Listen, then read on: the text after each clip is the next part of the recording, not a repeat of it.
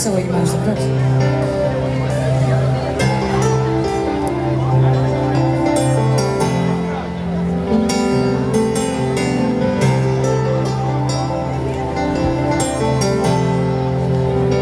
Μήπως να μην το πω εγώ. Άντρια.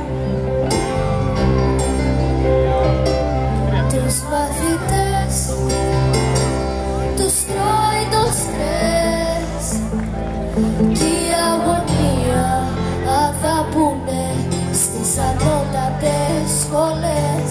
Τους μαθητές τους τρώει το στρες κι όλοι θέλουν να ξεφύγουν από φυσικοχημίες, αλγεύρες, γραμματικές.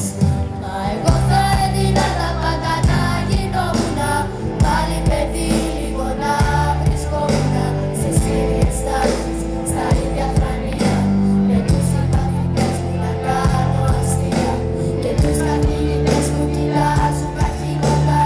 Τα μαθητικά τα χρόνια δεν τα αλλάζω με τίποτα.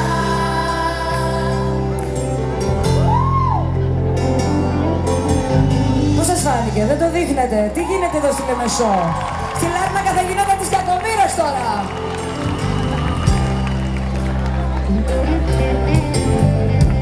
Το δεύτερο να το πω εγώ.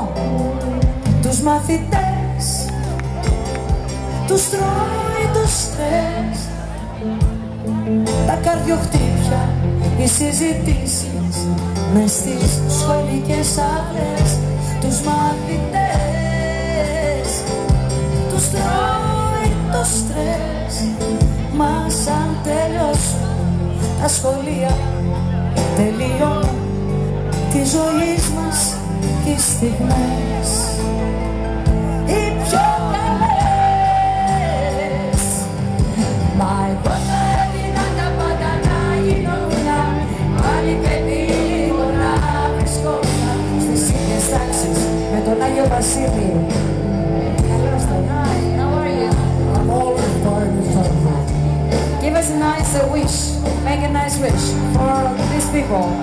The best wish is peace in the earth. Let's have peace on this wonderful earth. That's my most important wish. Thank you. Thank you. Ευχαριστώ. Καλά Χριστούγεννα. Καλά Χριστούγεννα! Σε καλή πρωτοχρονιά! Και αυτό πες το. Και καλή πρωτοχρονιά. Happy New Year! Happy New Year to everybody. We say in Finland, hauskaa onnellista uutta vuotta. Ευχαριστώ. Παρακαλώ. Μα εγώ θα έδινα τα πάντα να γινόμουνα πάλι παιδί, λίγο να βρισκόμουνα στις ίδιες τάξεις, στα ίδια δρανεία, με τους συμμαθητές μου να κάνω αστεία και τους καθηγητές μου κοιτάζουν καχύποτα. Τα μαθητικά τα χρόνια δεν τα αλλάζω με τίποτα, με τίποτα. Μη βιάζεσαι, τα χρόνια γρήγορα περνούν κι οι πρώτες συρρητίδες σαν δρόμοι πίσω μας γυρνούν. Στα χρόνια τα μαθητικά